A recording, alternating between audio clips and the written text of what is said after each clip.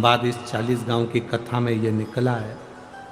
पार्वती जी से अशोक सुंदरी बोल रही हैं कि आप मुझे शंकर जी की गोदी में बिठाना चाहती हो क्योंकि तू मेरी पुत्री है, पिता की गोद में बेटी बैठे इसलिए मैं तुझे प्रकट करूं।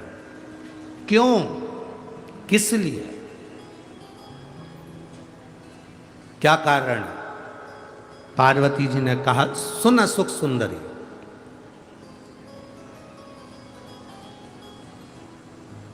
दुनिया का कोई व्यक्ति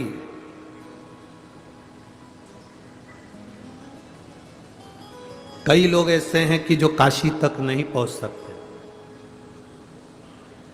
दुनिया के कई लोग ऐसे हैं जो काशी तक नहीं पहुंच सकते। और सुन अशोक सुंदरी, 33 कोटि देवी देवता हैं। उन 33 कोटि देवी देवताओं का पूजन स्त्री भी करती है और पुरुष भी करता है। जो नारी करती है, जो पुरुष करता है, जो बेटी करती है, जो बेटा करता है, उसका कल्याण होता है, उसके परिवार का कल्याण होता है। पर मैं चाहती हूं, पार्वती जी कहती हैं कि मैं चाहती हूं कि तू शिव जी की गोद में बैठे, और शंकर भगवान की गोद में जब तू बैठेगी, शंकर जी पर अगर कोई भूल से भी जल चढ़ा देगा तो सुन अशोक सुंदरी, भूल से भी अगर कोई शंकर को जल चढ़ाएगा और वो जल जब बहता हुआ तेरे पास में से निकल कर जाएगा, तो जल चढ़ाने वाले को, जो जल चढ़ा रही है, चाहे वो स्त्री हो चाहे वो पुरुष हो, वो अपने खुद का उद्धार तो करेगा ही, साथ में अगर नारी जल चढ़ा रही होगी तो वो अपने मायके की भी 71 पीढ़ी का कल्याण करेगी और ससुराल की भी 71 पीढ़ी का कल्याण करेगी। कोई पुरुष अगर जल चढ़ा रहा होगा तो वो अपने नाना पक्ष का और अपने पिता पक्ष के 71 पीढ़ी का कल्याण कर लेगा, केवल अशोक सुंदरी की साक्षी में।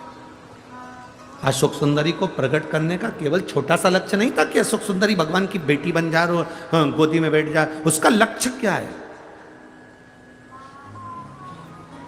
गणेश जी को जल चढ़ाओगे, केवल गणेश जी को मिला। नारायण जी को जल चढ़ाओगे, केवल नारायण जी को मिला। राम जी को जल चढ़ाया, केवल राम जी को मिला। कृष्ण जी को जल चढ़ाया, केवल कृष्ण को मिला। राधा जी को जल चढ़ाया, केवल राधा जी को मिला। देवताओं को जल चढ़ाया, केवल देवता को मिला। बृहस्पति को जल चढ़ाया तो बृहस्पति को मिला। नवग्रह को जल चढ़ाया तो नवग्रह को मिला।